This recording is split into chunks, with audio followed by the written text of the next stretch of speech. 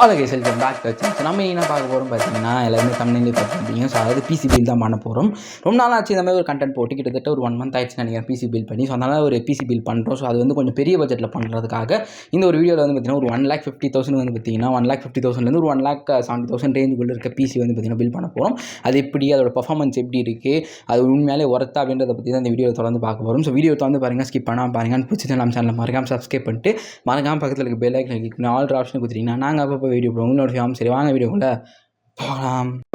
First அடுத்தனே வந்து பார்த்தீங்கன்னா இந்த பிசி பில்லில் பார்க்க போகிற ப்ராசர். ஸோ ப்ராசர் பொறுத்த வரைக்கும் இன்டெல் AMD 2 பேர் இருந்தாங்க. பட் ஆனால் இன்டெல் சைடில் வந்து பார்த்தீங்கன்னா ஒரு எஃபிஷியன்சி, அதாவது i5 தாண்டி i799 வாங்கணும்னு நினச்சா அதில் வந்து பார்த்தீங்கன்னா நம்ம 12th gen வரைக்கும் தான் வாங்க முடியும். ஏன்னா அந்த 13th gen 14th gen வந்து பார்த்தீங்கன்னா இப்போ ஒரு ப்ராப்ளம் ஓடிட்டுருக்கு. அதாவது வந்து பார்த்தீங்கன்னா அந்த ப்ராசர் வந்து பார்த்தீங்கன்னா கொஞ்ச நாள் ஒர்க் ஆகுது, அதுக்கு மேலே வந்து எரர்ஸ் வருது அப்படின்ற மாதிரி நிறைய பேர் வந்து பார்த்தீங்கன்னா வந்து சொல்லிட்டு இருக்காங்க. அந்த ப்ராப்ளம் இன்னும் வந்து பார்த்தீங்கன்னா இன்டெல் ரெக்டிஃபை பண்ணல. ஸோ அதனால் வந்து பார்த்தீங்கன்னா வந்து ரெக்டிஃபை பண்ணுற வரைக்கும் நம்ம AMD தான், அதாவது ரெட் சட்டக்காரனை தான் வந்து பார்த்தீங்கன்னா வாங்கிட்டு இருக்கணும். ஸோ அதனால் வந்து பார்த்தீங்கன்னா இன்டெல் 12th gen வாங்கலாம். பட் ஆனால் 12th gen விட வந்து பார்த்தீங்கன்னா நம்மளோட இன்றைக்கி சூஸ் பண்ணுற ப்ராசர் வந்து நல்லா பெர்ஃபார்ம் பண்ணியிருக்கிறதுனால அந்த ப்ராசர் சூஸ் பண்ணணும். அந்த பட்ஜெட் வைஸ் வந்து பார்த்தீங்கன்னா அந்த ப்ராசர் வந்து அந்த ஒரு பட்ஜெட்டில் நல்லா பண்ணியிருக்கு. ஸோ அதனால் இந்த ப்ராசர் சூஸ் பண்ணியிருக்கோம். நம்ம அதனால் சூஸ் பண்ண ப்ராசர் என்னென்னு பார்த்தீங்கன்னா AMD Ryzen 7 7800 X3D ப்ராசர் தான் சூஸ் பண்ணியிருக்கோம். இதை வந்து நான் ஆல்ரெடி போன வீடியோவில் சூஸ் பண்ணிடுவோம். லைக் 1,30,000 ஏதோ ஒரு பிசி பில்லில் நான் யூஸ் பண்ணியிருந்தேன் இந்த ப்ராசர். ஸோ அதிலேயே நல்லா பர்ஃபார்மன்ஸ் இருந்துச்சு. ஸோ அதனால் வந்து இந்த ஒரு பிசி பில்லுக்கு நான் எடுத்துகிட்டு வந்தேன். இல்லை ப்ரோ நான் AMDலாம் வாங்க மாட்டேன் ப்ரோ, இன்டெல் தான் இருந்துச்சுன்னா இன்டெல் வந்து i7 12th gen மேபி வாங்கி பாருங்கள். கிட்டத்தட்ட இது ஈக்குவலண்ட்டாக பெர்ஃபார்ம் பண்ணும். இதோட அது கம்மியாக தான் பெர்ஃபார்ம் பண்ணும். பட் ஆனால் வந்து ஈக்குவலண்ட்டாக பெர்ஃபார்ம் பண்ணும். மேபி i9 i7 ட்ரை பண்ணி பாருங்கள். ஆனால் 12th gen வரைக்கும் ட்ரை பண்ணுங்கள். 13th gen 14th gen try பண்ணாதீங்க. ஏன்னா இப்போ ஒரு ப்ராப்ளம் போயிட்டுருக்கு. ஸோ என்னைக்கு வந்து இன்டெல் அதை சார்ட் அவுட் பண்ணுறாங்களோ அன்றைக்கி நம்ம வாங்கலாம். ஸோ அதனால் வந்து அந்த 13th 14th gen வேணால் போகாதீங்க. அண்ட் ஆல்சோ வந்து பார்த்தீங்கன்னா இதோட விலை வந்து பார்த்தீங்கன்னா கிட்டத்தட்ட 45,000 வந்து பார்த்தீங்கன்னா அமேசானில் வித்துட்டு இருக்காங்க அப்ராக்சிமேட்டாக. அண்ட் ஆல்சோ வந்து பார்த்தீங்கன்னா இதில் யூஸ் பண்ண கோர்ஸ் அண்ட் த்ரெட்ஸ் என்னன்னா 8 கோர்ஸ் கொடுத்துருக்காங்க. அண்ட் அது இல்லாமல் 16 த்ரெட்ஸ் கொடுத்துருக்காங்க. ஸோ கேமிங் வந்து பார்த்தீங்கன்னா நல்லா பர்ஃபார்மன்ஸ் தரும் ஒரு ப்ராசர். இதோட பேஸ் கிளாக் ஸ்பீடு வந்து பார்த்தீங்கன்னா 4.2 GHz அண்ட் அதோட மேக்ஸ் கிளாக் ஸ்பீடு வந்து பார்த்தீங்கன்னா 5 GHz கொடுத்துருக்காங்க. ஸோ அதனால் வந்து நம்ம கேமிங் எடிட்டிங்கில் நல்லா பர்ஃபார்மன்ஸோட ஒரு ப்ராசர் தேரணும் இந்த ஒரு பட்ஜெட்டில் அப்படின்னு பார்த்தீங்கன்னா இந்த ஒரு ப்ராசர் பெஸ்ட் ப்ராசர். மேபி வந்து பார்த்தீங்கன்னா ஆல்ரெடி சொன்ன இன்டெல் ட்ரை பண்ணி பார்க்குறதா பாருங்க, அது உங்களோட ஓன் விருப்பம்.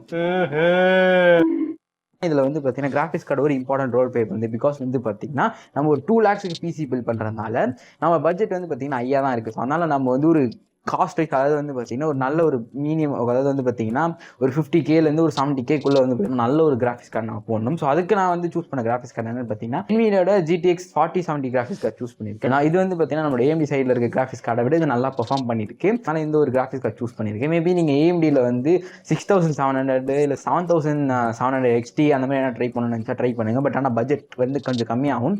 பட் ஆனால் அதுக்கேற்ற மாதிரி பெர்ஃபார்மன்ஸ் கிடைக்குமான்னு கேட்டிங்கன்னா 4070 விட வந்து பார்த்தீங்கன்னா அது கம்மியாக தான் பெர்ஃபார்மன்ஸ் தரும். ஸோ அதனால் இதை வேணால் ட்ரை பண்ணி பாருங்கள். அது இல்லாமல் இந்த கிராஃபிக்ஸ் கார்டு என்ன ஸ்பெஷல் பார்த்தீங்கன்னா வந்து இதில் வந்து VRAMs வந்து பார்த்தீங்கன்னா GDDR6 வந்து பார்த்தீங்கன்னா வந்து 12GB VRAM இருக்குது. ஸோ அதனால் பெர்ஃபார்மன்ஸும் நல்லா தரும். அண்ட் ஆல்சோ வந்து பார்த்தீங்கன்னா NVIDIA சைடில் இந்த 40 சீரிஸில், அதாவது 4000 சீரிஸில் நல்லா வந்து பார்த்தீங்கன்னா ஏஐயில் பெர்ஃபார்ம் பண்ணியிருக்காங்க. அது மீன் Tensor கோர்ஸ் எடுத்துகிட்டு வந்திருக்காங்க. ஸோ அதனால் பெர்ஃபார்மன்ஸ் வைஸ் உங்களுக்கு வந்து பார்த்தீங்கன்னா இந்த Tensor கோலால் இன்க்ரீஸ் ஆக சான்சஸ் இருக்குது. அண்ட் ஆல்சோ ரே ட்ரேசிங், அதுக்கடுத்து வந்து DLSS2 இருக்குன்னு நினைக்கிறேன். ஸோ அதெல்லாம் வந்து பார்த்தீங்கன்னா நல்லா பெர்ஃபார்மன்ஸ் உங்களுக்கு பூஸ்ட் பண்ணணும் கேமிங். சரி, கிராஃபிக்ஸ் கார்டோட வேலை வந்து அப்ராக்சிமேட்டாக 55,000 அமேசானில் எடுத்துட்டு இருக்காங்க. வேணா லிங்க் கீழே கொடுத்துருக்கேன், செக் பண்ணி பாருங்க. பார்த்தீங்கன்னா இதுக்கு சூஸ் பண்ண மதர் போர்டு என்னன்னு பார்த்தீங்கன்னா MSIயோட MAG B650 Tomahawk Wi-Fi mother board தான் சூஸ் பண்ணியிருக்கோம். இதோட சிப்செட் வந்து பார்த்தீங்கன்னா B650. அண்ட் ஆல்சோ வந்து பார்த்தீங்கன்னா இதில் DDR5 சப்போர்ட் இருக்குது. அண்ட் அது இல்லாமல் Wi-Fi 6E சப்போர்ட் இருக்குது. ஸோ இதோட விலை வந்து பார்த்தீங்கன்னா கிட்டத்தட்ட 20,000 வந்து பார்த்தீங்கன்னா அமேசானில் வித்துட்டு இருக்காங்க. நெக்ஸ்ட் வந்து இதில் வந்து RAM, அதாவது DDR5 RAMல வந்து பார்த்தீங்கன்னா நிறைய வேரியன்ஸ் இருக்குது. ஸோ அதனால் நான் வந்து எப்பவுமே வந்து 6000 MHz தான் சூஸ் பண்ணுவேன். அது காரணம் வந்து பார்த்தீங்கன்னா பர்ஃபார்மன்ஸ் உங்களுக்கு எஃபிஷியண்டாக கிடைக்கும். அண்ட் ப்ரைஸ் வந்து பார்த்தீங்கன்னா டிஃப்ரென்ஸ் வந்து பெருசாலாம் இருக்காது. ஸோ அதனால் நீங்கள் DDR5 சூஸ் பண்ணுறீங்கன்னா ஆட்டோமேட்டிக்காக 6000 MHz RAM சூஸ் பண்ணிப்பாங்க. ஸோ இப்போ வந்து பார்த்தீங்கன்னா ப்ரைஸ் கிட்லாம் கொஞ்சம் டவுனாக இருக்குது. அதாவது ரேமோட வேலை வந்து பார்த்தீங்கன்னா கம்மி பண்ணிட்டாங்க லாஸ்ட் வீக்கு. ஸோ அதனால் மோஸ்ட்லி நீங்கள் DDR5னா அந்த 6000 MHz சூஸ் பண்ணுங்கள். பர்ஃபார்மன்ஸ் உங்களுக்கு நல்லா பூஸ்ட் கிடைக்கும். ஸோ நான் இன்னைக்கு சூஸ் பண்ண ரேம் என்னன்னு பார்த்தீங்கன்னா கொசேரோட Vengeance DDR5 16GB RAM choose பண்ணியிருக்கேன். ஸோ அதனால் அதோட பர்ஃபார்மன்ஸ் வந்து கொஞ்சம் நல்லாவே தரும். 6000 MHz RAM வேறு. அதோட விலை வந்து 15,000 அமேசானில் வித்துட்டு இருக்காங்க. ப்ரைஸ் அப்படி மாறுது. பட் ஆனால் வந்து ரேம் உங்களுக்கு DDR5ல 6000 MHz வேணும்னா இருக்குது அந்த 12,000 ரேஞ்சில். ஸோ அதனால் வேணால் செக் பண்ணி பாருங்கள். அப்படியே வந்து பார்த்தீங்கன்னா ஸ்டோரேஜ் சைட் வந்துடும். SSD பொறுத்த வரைக்கும் இந்த கொஞ்சம் டிஃப்ரெண்ட்டாக டிஃப்ரெண்ட்டாக வந்து பார்த்தீங்கன்னா வேறு பிராண்ட் வந்து ட்ரை பண்ணலாம் அப்படின்றதுக்காக ட்ரை பண்ணுறேன். பட்ஜெட் கொஞ்சம் ஹையாக இருக்கிறதுனால. ஸோ என்ன எஸ்எஸ்டி சூஸ் பண்ணியிருக்கேன்னு பார்த்தீங்கன்னா வந்து நம்மளோட சாம்சங்கோட 970 EVO + 1 TB NVMe SSD choose பண்ணியிருக்கேன். ஸோ இதோட விலை வந்து கிட்டத்தட்ட 12,000 விற்கிறாங்க. இது வந்து பார்த்தீங்கன்னா ப்ரைஸ் வைஸ் வந்து பார்த்தீங்கன்னா ரொம்ப ஹை. பட் ஆனால் வந்து பார்த்தீங்கன்னா இந்த ஒரு ப்ரைஸ் ரேஞ்சுக்கு இது பெர்ஃபார்மன்ஸ் வந்து நல்லா தரும்.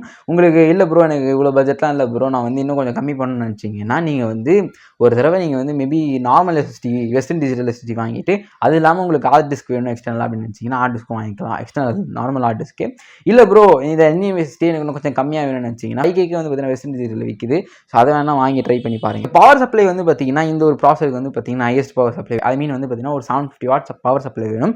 ஏன்னா வந்து கிராஃபிக்ஸ் கார்டும் கொஞ்சம் ஹையாக போட்டிருக்கோம் அண்ட் ஆல்சோ ப்ராசரும் நம்ம ஹையாக போட்டிருக்கோம். அதுக்கு சூஸ் பண்ண பவர் சப்ளை என்னன்னு பார்த்தீங்கன்னா கொசைரோட RM750 XMJS தான் சூஸ் பண்ணியிருக்கோம். இது வந்து பார்த்தீங்கன்னா ஒரு பிரான்ஸ் SSD இல்லை, இது 80+ கோல்டு SSD. ஸோ அதனால விலை வந்து கொஞ்சம் அதிகமாக இருக்கும். உங்களுக்கு இல்லை ப்ரோ எனக்கு அவ்வளோ காசுலாம் இல்லை பிரான்ஸ் தான் வேணும்னு நினச்சிங்கன்னா பிரான்ஸ் வாங்கிக்கோங்க. நான் சூஸ் பண்ணது கோல்டு.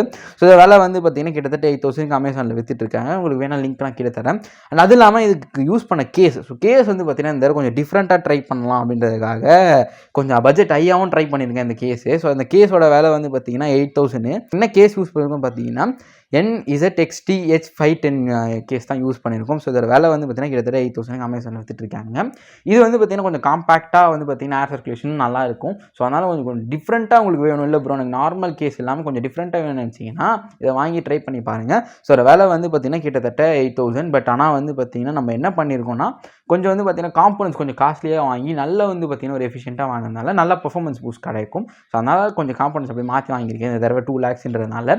பட் இதுவே உங்களுக்கு பட்ஜெட் கொஞ்சம் 1.5 லட்சம் இல்லை வந்து பார்த்தீங்கன்னா 1,75,000 70,000 இருந்துச்சுன்னா இந்த மாதிரி கேஸில் வந்து பார்த்தீங்கன்னா கொஞ்சம் அதிகமாக செலவு பண்ணியிருக்கோம்.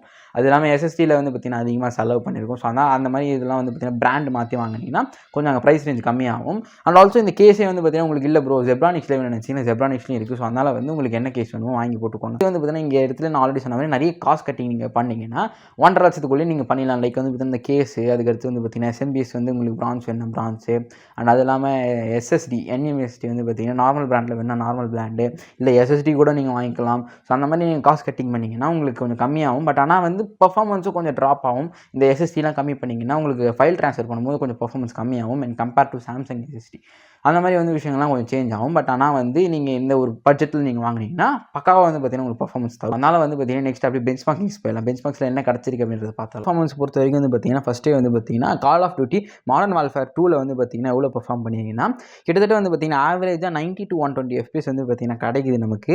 ஸோ இது வந்து பார்த்தீங்கன்னா CPU சரி GPU சரி நல்லா வந்து பார்த்தீங்கன்னா பர்ஃபார்ம் பண்ணியிருக்கு இந்த ஒரு கேமில்.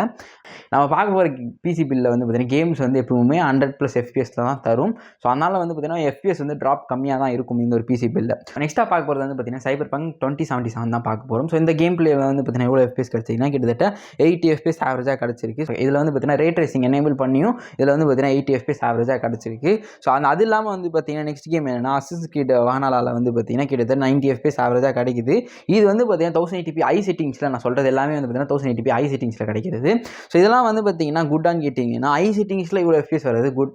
அண்ட் ஆல்சோ வந்து பார்த்தீங்கன்னா நீங்கள் லோ செட்டிங்ஸ் இல்லை மீடியம் செட்டிங்ஸில் வச்சாண்டிங்கன்னா இன்னும் 100 மேலே வந்து பார்த்தீங்கன்னா FPS போக சான்சஸ் இருக்குது. ஸோ அதனால் வந்து இந்த ஒரு செட்டிங்ஸில் 100 மேலே சான்ஸ் இல்லை 100 மேலேயே வந்துடும். ஸோ இது வந்து பார்த்தீங்கன்னா ஐ செட்டிங்ஸ்ன்றதுனால உங்களுக்கு FPS வந்து 100 இருக்குது. பட் இதே வந்து பார்த்தீங்கன்னா மீடியம் செட்டிங்ஸில் அப்படியே வச்சாண்டிங்கன்னா உங்களுக்கு FPS அதிகமாக கிடைக்கும்.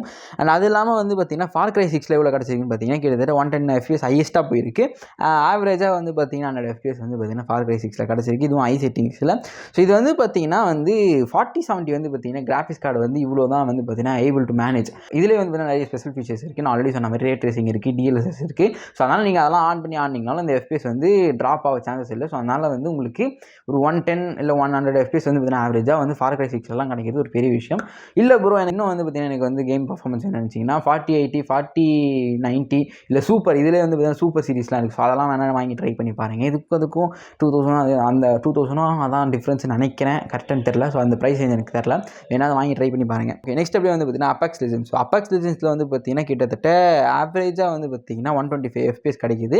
ஹையஸ்ட்டாக வந்து பார்த்தீங்கன்னா ஒரு 150 FPS போச்சு. ஸோ இது வந்து ஸ்மூத்தாக போச்சு. நெக்ஸ்ட் வந்து பார்த்தீங்கன்னா Red Dead Redemption 2 தான். ஸோ இதில் வந்து பார்த்தீங்கன்னா ஹையஸ்ட்டாக வந்து பார்த்தீங்கன்னா 90 FPS கிடச்சிருக்கு. ஸோ இது வந்து பார்த்தீங்கன்னா இந்த ஒரு இடத்துல வந்து பார்த்தீங்கன்னா சீன் மாறிட்டு டக்குன்னு சீன் மாறும்போது வந்து பார்த்தீங்கன்னா ஸ்மூத்தாக வந்து பார்த்தீங்கன்னா சீன் மாறும். ரே ட்ரேசிங் எனேபிள் பண்ணிங்கன்னா இன்னும் ஸ்மூத்தாக இருக்கும். ஸோ அதனால் உங்களுக்கு வந்து இந்த செட்டிங்ஸ்லாம் ஆன் பண்ணி ஆனாலும் வந்து பார்த்தீங்கன்னா உங்களுக்கு பெருசாக வந்து பார்த்தீங்கன்னா உங்களுக்கு FPS ட்ராப் கிடைக்கிறது இல்லை. இந்த ஒரு PC பில்லில் இந்த ஒரு கேம் கேம் பிளே ஆனீங்கன்னா ஸ்மூத்தாக இருக்கும். நெக்ஸ்ட்டாக பார்க்க போகிற கேம் என்னன்னு பார்த்தீங்கன்னா Battlefield 2042. அதில் வந்து பார்த்தீங்கன்னா ஆவரேஜாக 100 FPS கிடைக்குது. ஸோ இந்த நான் சொன்ன கேம் எல்லாமே வந்து பார்த்தீங்கன்னா ஐ செட்டிங்ஸ் 1080p தான் வந்து பார்த்தீங்கன்னா எடுத்த பெஞ்ச் மார்க்ஸ். ஸோ இது எல்லாமே வந்து பார்த்தீங்கன்னா ஆவரேஜாக வந்து பார்த்தீங்கன்னா 90 இல்லை 82 ஒரு 100 FPS வந்து பார்த்தீங்கன்னா கிடைக்குது ஆவரேஜாக. ஸோ அது வந்து பார்த்தீங்கன்னா குட்டான்னு கேட்டிங்கன்னா ஐ செட்டிங்ஸில் குட். இதுவே வந்து பார்த்தீங்கன்னா ஒரு மீடியம் செட்டிங்ஸ் இருந்துச்சா கண்டிப்பாக வந்து ஒர்த் இல்லை. ஐ செட்டிங்ஸ்ன்றதுனால இது எல்லாமே குட். நீங்கள் வந்து பார்த்தீங்கன்னா மீடியம் செட்டிங்ஸில் வச்சு ஆடும்போது 100 மேலே FPS கிடைக்கும். அண்ட் ஆல்சோ வந்து பார்த்தீங்கன்னா பெர்ஃபார்மன்ஸ் ஸ்மூத்தாக இருக்கும். நான் ஆல்ரெடி சொன்ன மாதிரி ரேட் ரேசிங் இதெல்லாம் ஆன் பண்ணி ஆடினீங்கன்னா உங்களுக்கு கேம் ஆடுறது வந்து பார்த்தீங்கன்னா நல்லா வந்து பெர்ஃபார்மன்ஸ் தரும்.